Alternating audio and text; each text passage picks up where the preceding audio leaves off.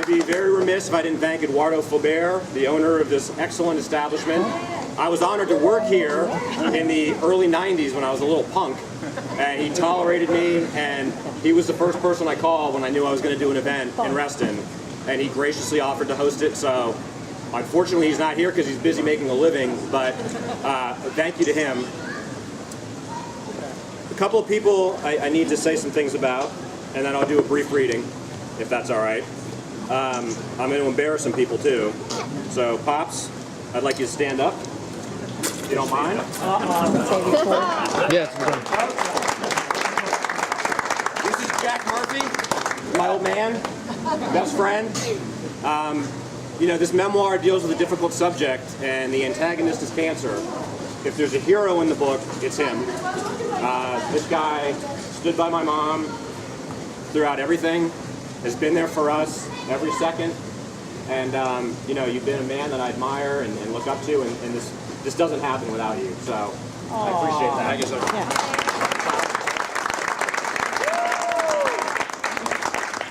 His partner Andrea is here, which delights me. I'd like to thank you in front of everyone for being a wonderful woman and being a good person for my father. I know his life is incredibly improved with you in it, and as is mine.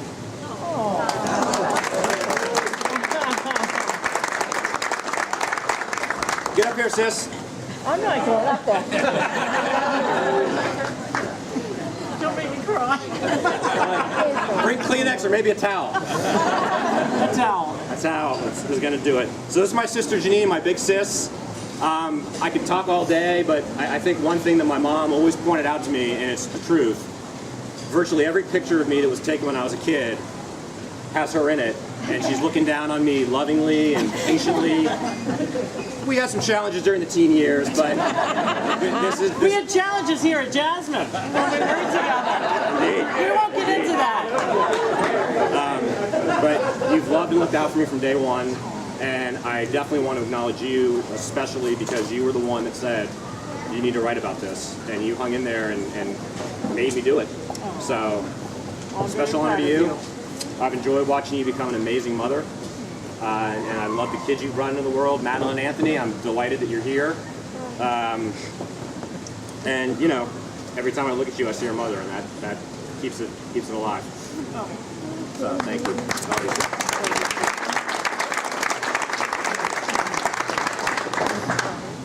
And a special shout to my brother-in-law who can't be here tonight because he's got a family obligation, which should tell you all you need to know.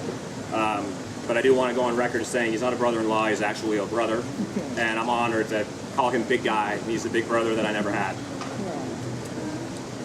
And finally, for now, I apologize, but we won't be here all night. But a quick special word about my friends Beth and Jim, who are over there in the corner. Beth Wolf and Jimmy Norton, some of the most important people in my life. A quick story about Jim. One of the times my mom was in the hospital, the word went out, and Jim got there first, which, enough said. Jim got there first and just walked back into the waiting room, and the woman said, "Who are you?" And he thought real quick and said, "Her nephew." And told the story later, and I said, "Well, you are her nephew." She loved you, as you know, and I know you loved her, so thank you for that. And Beth, I mean, it's in the acknowledgments, but you've been, you know, my little sister, as I say in the book, confidant and consigliere. Very little of this is possible without your help, and you're doing what you always do, helping me and having my back, so I love you. Thank you for being here. And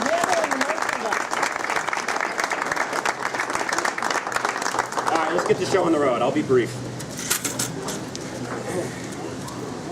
I just want to read a couple of sections I think, you know, give a flavor of what the material is and why I wrote it and what it's about.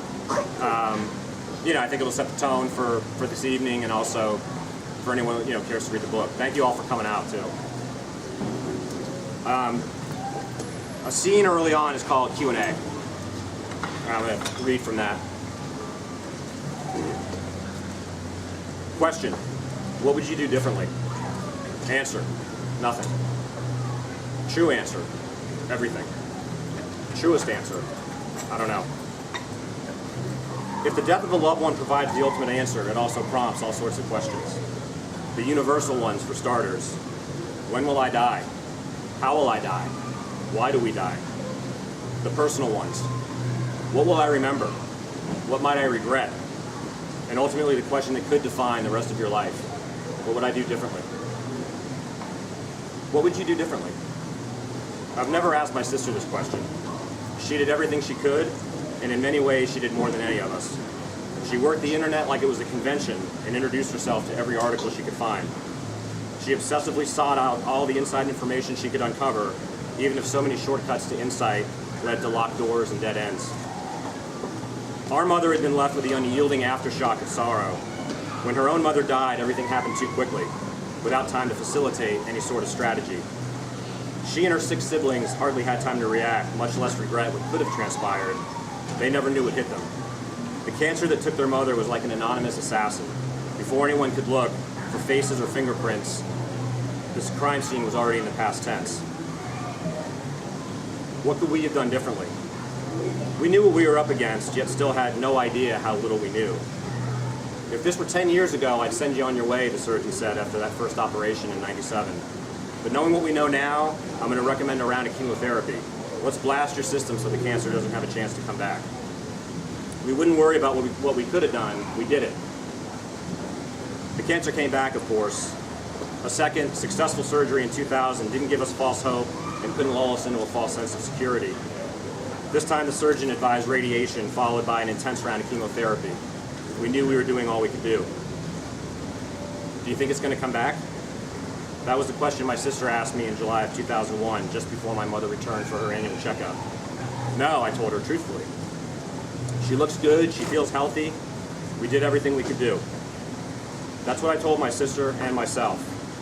They caught it before it spread, again, and then her system got that chemical scrub, again. What possible chance was there it could find another foothold? The cancer came back, of course. A third, not entirely successful surgery in 2001 left us no chance to kid ourselves. The prognosis was ugly, but not impossible. She was still ready to fight, and we were willing to back her as far down that road as we could go. Do you think it will ever go away?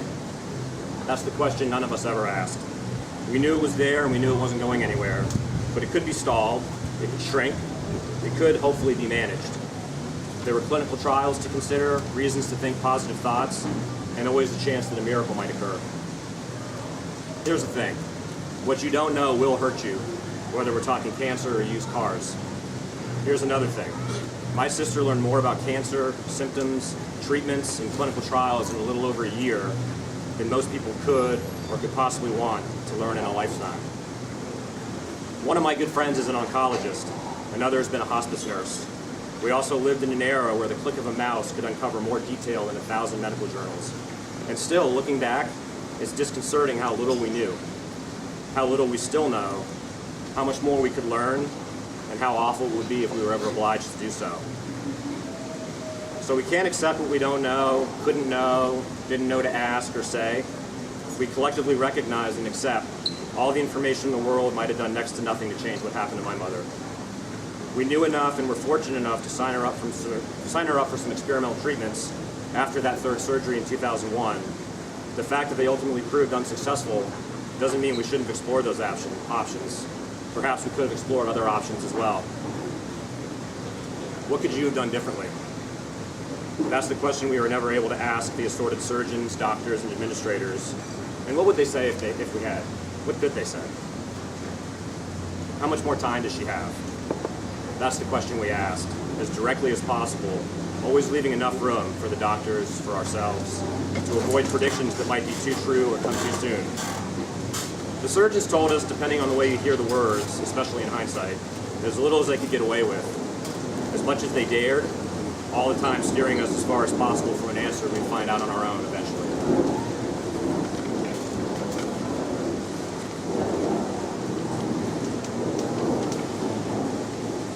This is a scene from the very beginning.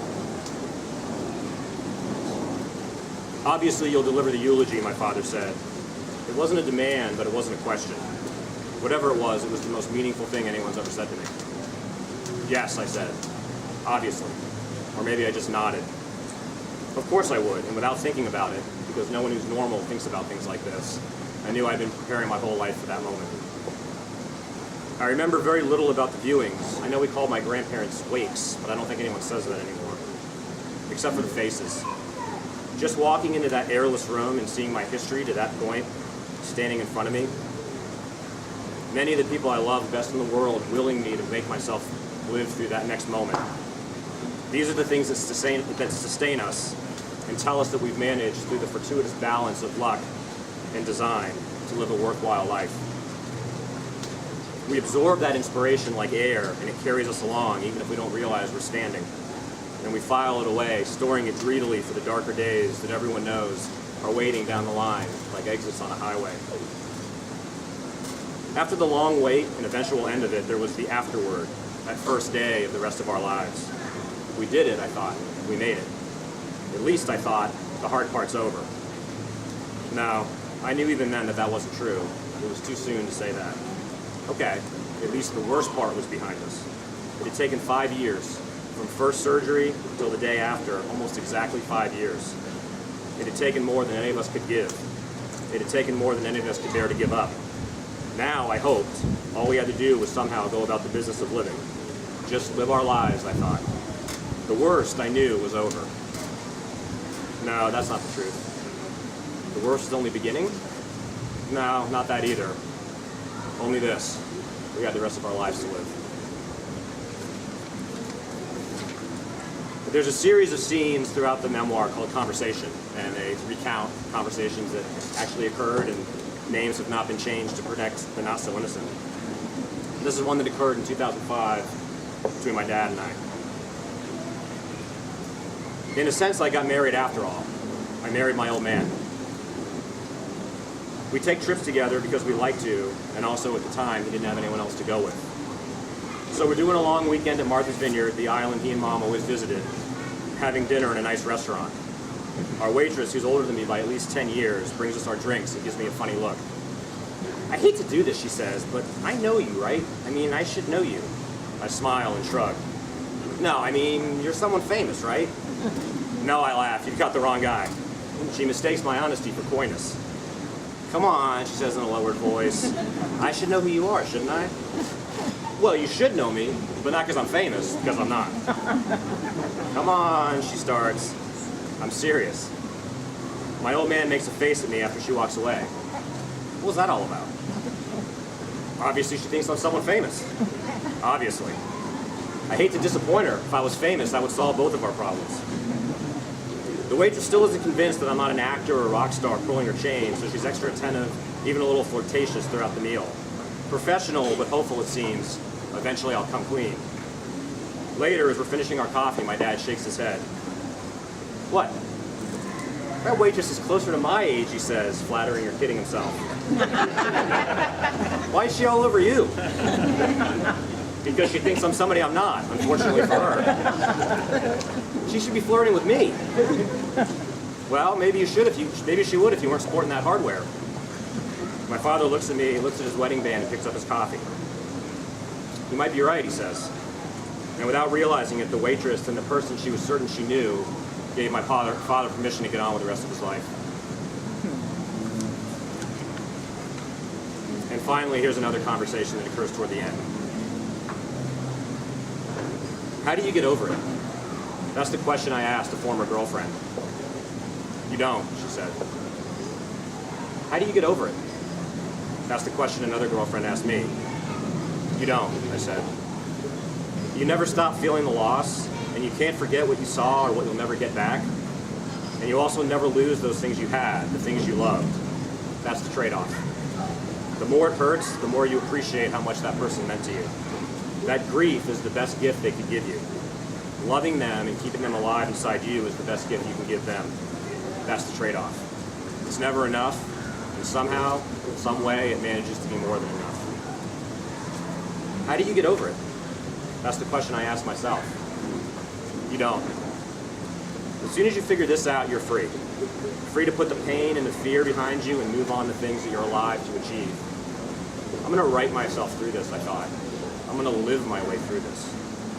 And one day it makes sense when you understand the question you should ask isn't how do you get over it, but how could you get over it? You don't. You don't want to. It makes you who you are.